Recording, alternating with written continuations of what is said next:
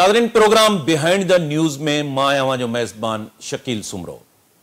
मुल्क के अंदर लायर मूवमेंट हुए या पॉलिटिकल पार्टियों उन्हनि जो मजमूई तौर ते जो किरदार है जो असांखे 80s के दौर में नज़र ईंदो या 60s के दौर में नज़र ईंदो वो हिन वक्त डिक्लाइन की तरफ वधी रहियो आहे तेज़ी सां।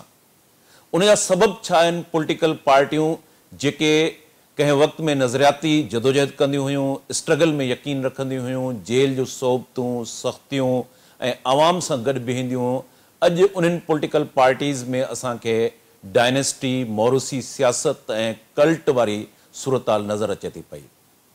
मजमूई तौर ते पॉलिटिकल पार्टियूं हुजनि या वकीलनि जी जदोजहद, शागिर्दनि जी जदोजहद, उहे डिक्लाइन जे तरफ़ छो वधियूं आहिनि, उन जा रीज़न कहिड़ा आहिनि, अॼोके प्रोग्राम में पाण उन जे सबबनि ते ॻाल्हाईंदासूं।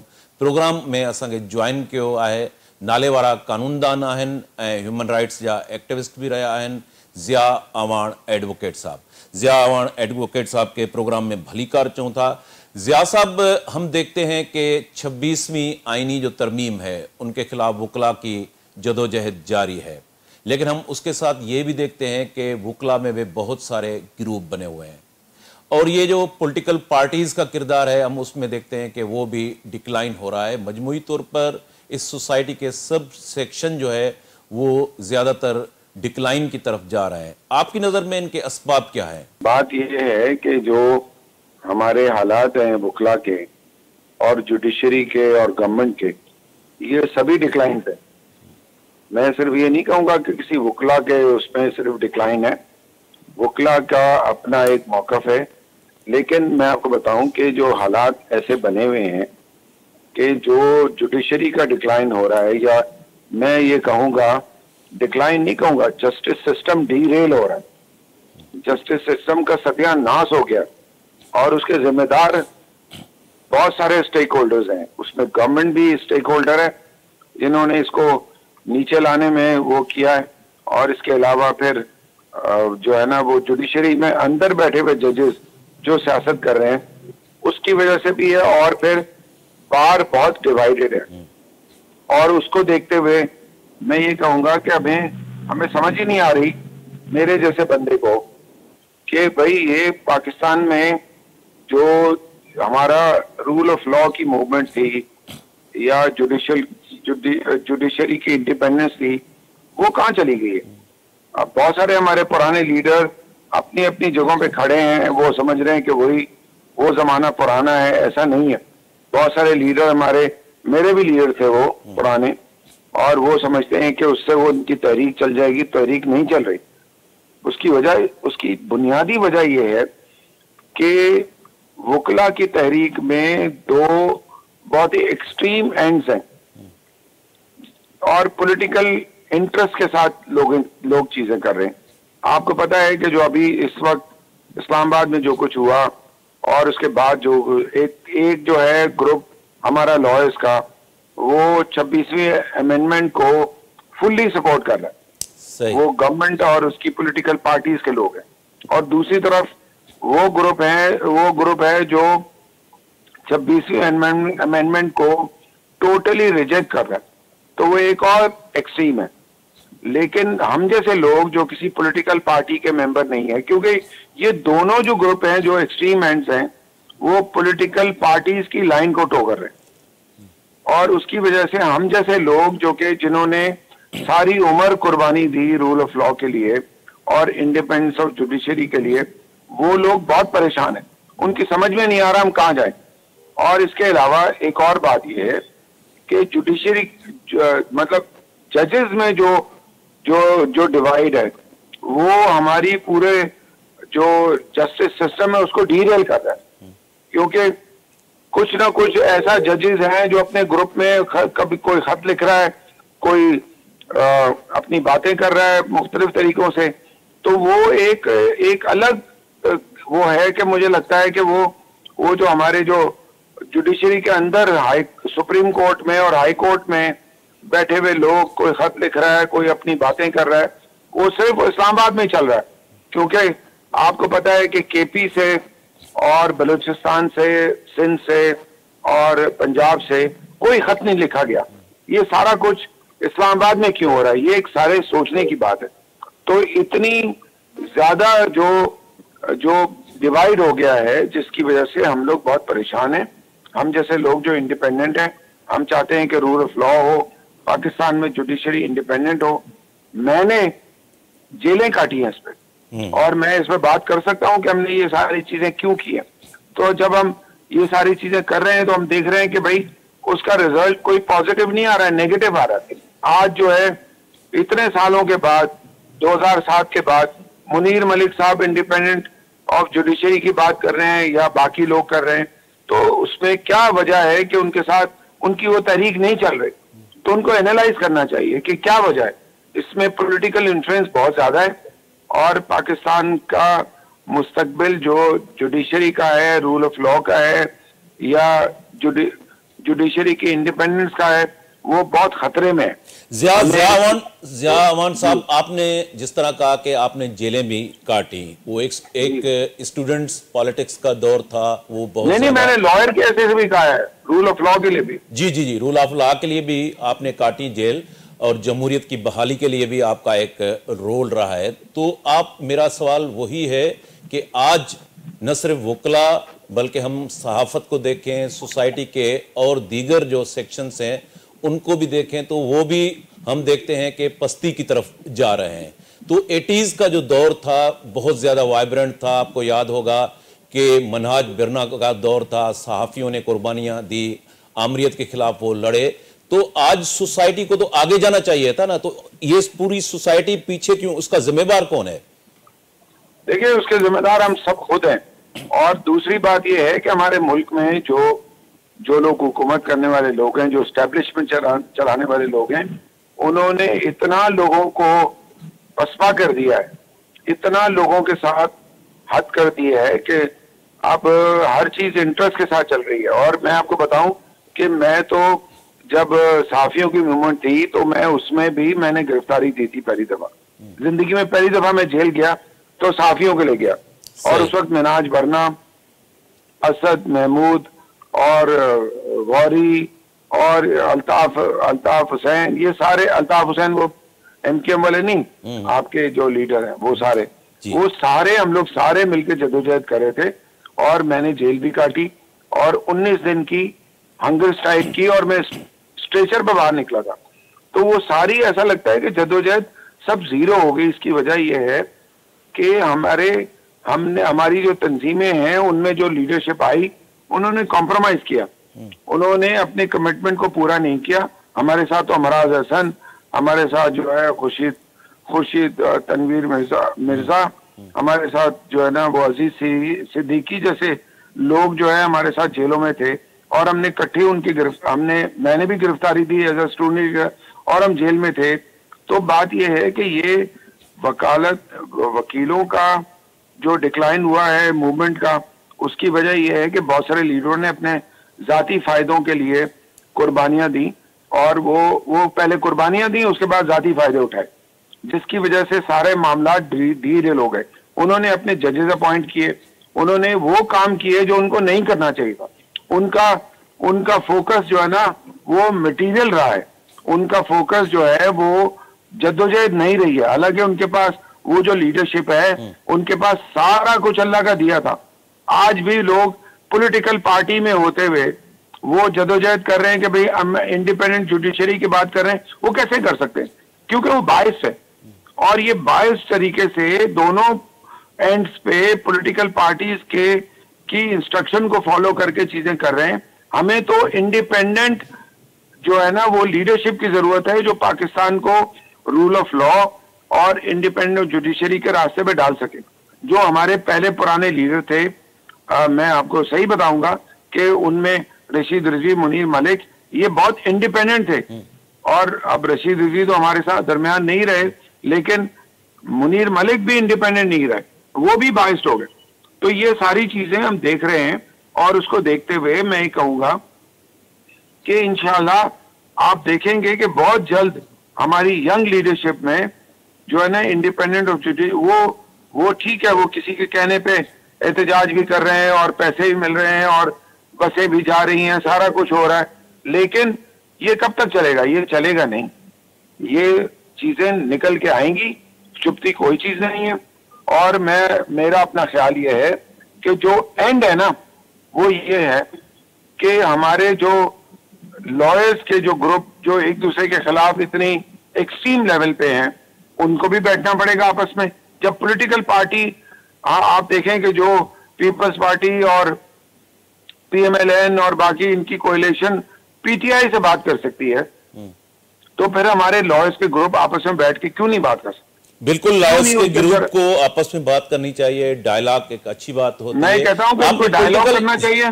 और इसके अलावा जो अंदर जो बैठे हुए सुप्रीम कोर्ट के और हाई कोर्ट के जजेस हैं, उनको भी को फॉरगिव करके उनको आपस में बात करनी चाहिए कि भाई सोल्यूशन क्या है, हम कुछ गिव एंड टेक करके चीजों को चलाने की बात करें और पाकिस्तान में रूल ऑफ लॉ और जुडिशरी की इंडिपेंडेंस को आगे लेके जाएं और लोगों को इंसाफ दिलाने की बात करें। असल बात तो इंसाफ है, इंसाफ तो खत्म हो गया, इंसाफ की कोई किसी को उम्मीद ही नहीं है।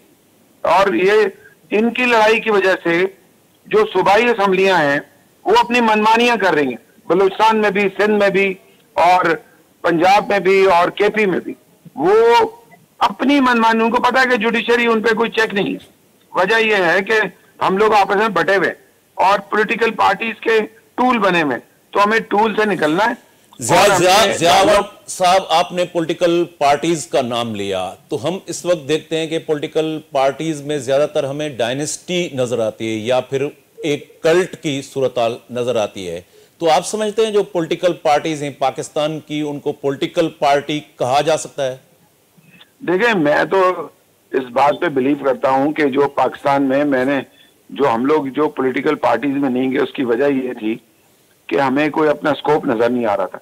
हम लोग स्टूडेंट लीडर रहे, जेलों में रहे। मैं 4 दफा जेल गया, 2 दफा मैंने मिलिट्री ट्रायल फेस किया। और मुझे ये लगता है, ज़िया-उल हक के जमाने, मुझे ये लगता है कि पॉलिटिकल पार्टीज ने उससे सीखा नहीं है। और पॉलिटिकल पार्टीज जो है ना, वो खत्म हो गई है, वो इंस्टीट्यूशन नहीं है। पहले इंस्टीट्यूशन होते थे, अब इंस्टीट्यूशन नहीं है। अब ये कल्ट है और या फिर डायनेस्टीज है। वहां पे हम जैसे लोगों की या जो एक्टिविस्ट हैं, उनकी कोई गुंजाइश नहीं है। वो वर्कर जो कुर्बानियां दिया करते थे, अब वो नौकर हो गए। अगर उसी तनख्वाह पे काम करेंगे तो करें, वरना उनकी कोई वैल्यू नहीं है। क्योंकि सारी पार्टियां, उनका कोई नजरिया नहीं रहा। जो पार्लियामेंट्री पार्टियों की बात कर रहा हूं, जो पार्लियामेंट्री पार्टियां हैं, उनका कोई नजरिया नहीं रहा। सिर्फ एक ही स्कोप है कि पावर की लड़ाई लड़ रहे हैं सारे के सारे। आप बता दें किसी एक का नजरिया हो कि बोले कि भाई हम इस नजरिए पे कॉम्प्रोमाइज नहीं करेंगे, कोई है ही नहीं पार्टी। पाकिस्तान में यही डिलेमा है कि हम इसको कैसे ओवरकम करें कि इतनी खूबसूरत पार्टियां होती थी, उन सब ने भुला दिया अपने कॉज को, और वो सिर्फ अपने पावर और डायनेस्टी और या कल्ट को जो है ना वो लेके चल रहे हैं। शुक्रिया ज़िया अवान साहब। नाज़रीन, ज़िया अवान साहब असांखे ज्वाइन कयो ऐं मजमूई तौर ते जेका लॉयर मूवमेंट आहे, वकीलनि जो जेको मजमूई किरदारु आहे, सियासी पार्टियुनि जो मजमूई किरदारु आहे, उन ते ज़िया अवान साहब ॻाल्हायो।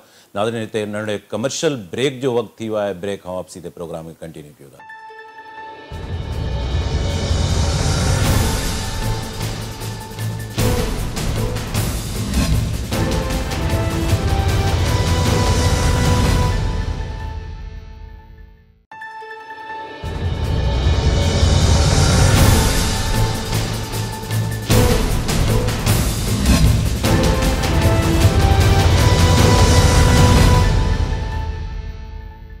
वेलकम बैक नाज़रीन।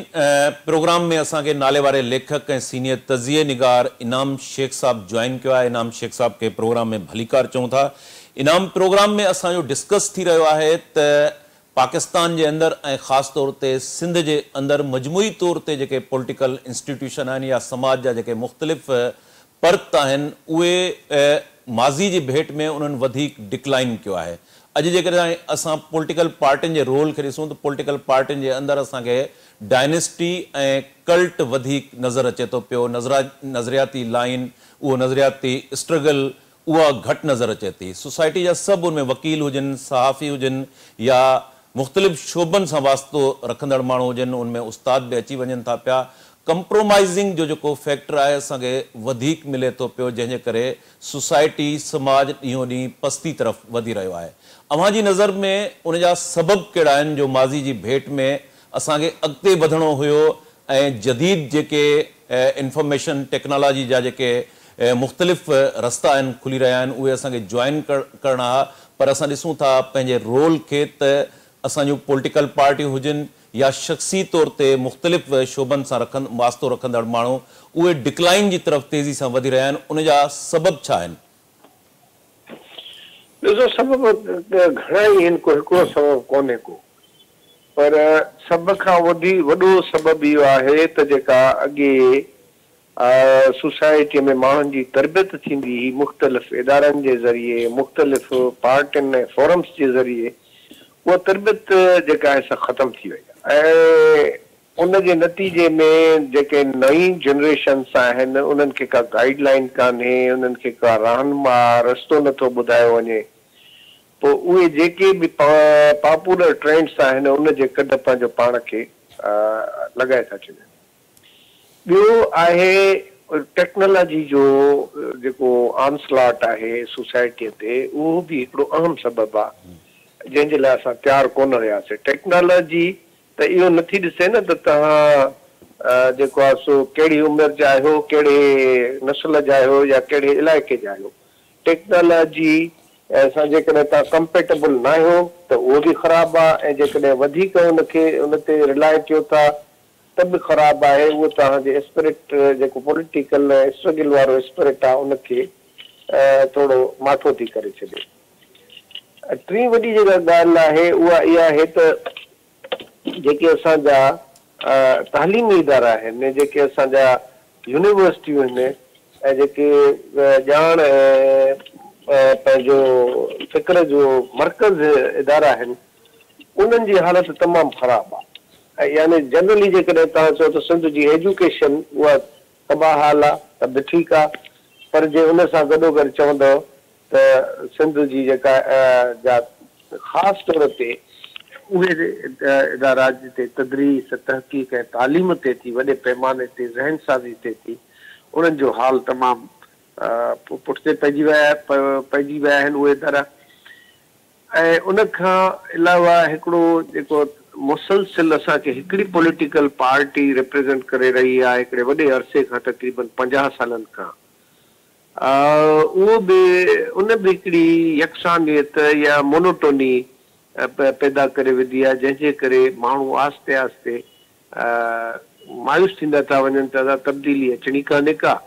ऐं इन सां माना इन क़िस्म जे इख़्तिलाफ़ राय रखण जो मतिलबु आहे भित सां मथो टकराइण, तंहिंजे करे बसि करे वेहिजे ऐं चुप करे वेहिजे।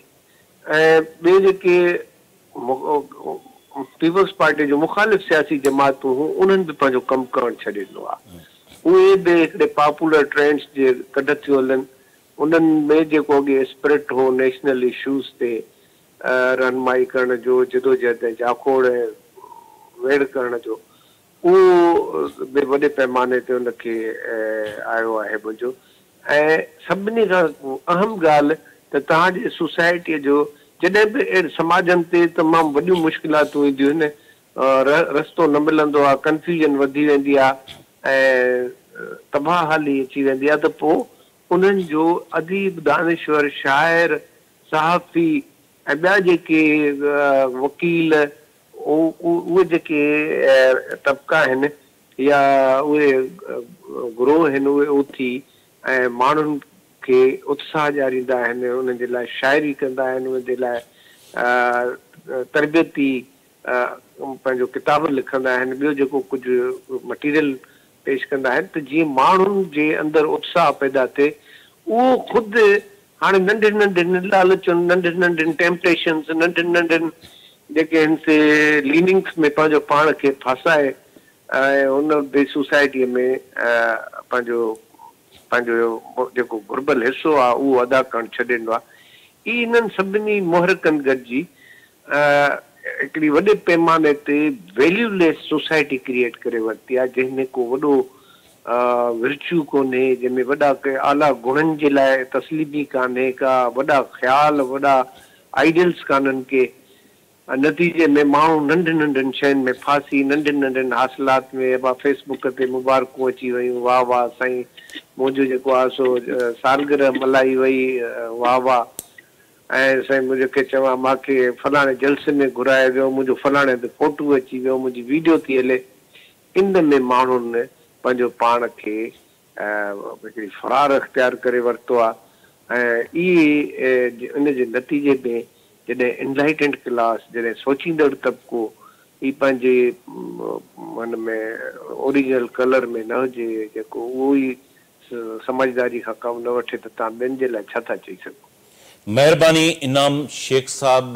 नाज़रीन, इनाम शेख साहब असांखे जॉइन कयो। असांजी कोशिशि हूंदी त इन इशूज़ ते जेके मुख़्तलिफ़ राइटर आहिनि, तज़िये निगार आहिनि, उन्हनि जो बि ओपिनियन शामिल कयूं।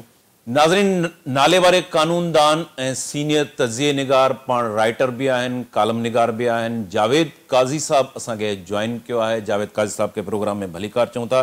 जावेद काज़ी साहब, असां डिस्कस कयूं पिया त सोसाइटी जे अंदरि हिकिड़ो कंहिं वक़्त में वाइब्रेंट क्लास हूंदो हो, पर हाणे असां ॾिसूं था त सोसाइटी जे अंदरि वकील हुजे, सहाफ़ी हुजे, ज़िंदगी जे मुख़्तलिफ़ शोबनि सां वास्तो रखंदड़ इंस्टीट्यूशन हुजनि, उहे डिक्लाइन पस्ती जी तरफ़ वधी रहिया आहिनि।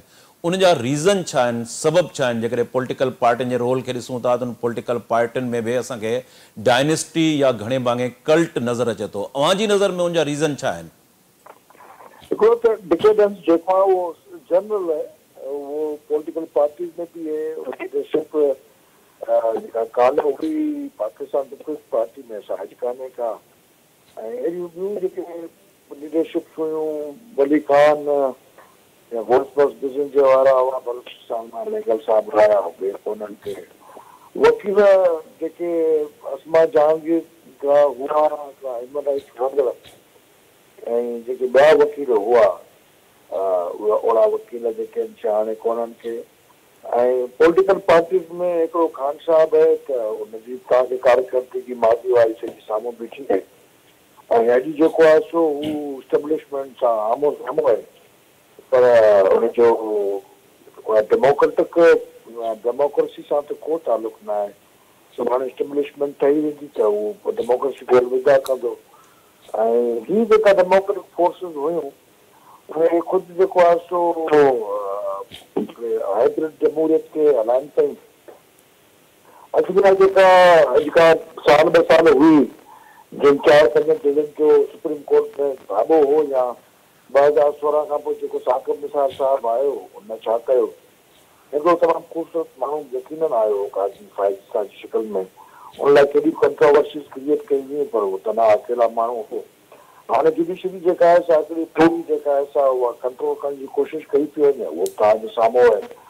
त हिन पूरे घेरे में जेको इन द एंड जिन फोर्सिस जो बि थियो, उनमें नुक़सानु थियो जमहूरी इर्तिका जो, डेमोक्रेसी जे इर्तिका जो, ऐं नुक़सानु थियो इदारनि जो, डिकेडेंस थी।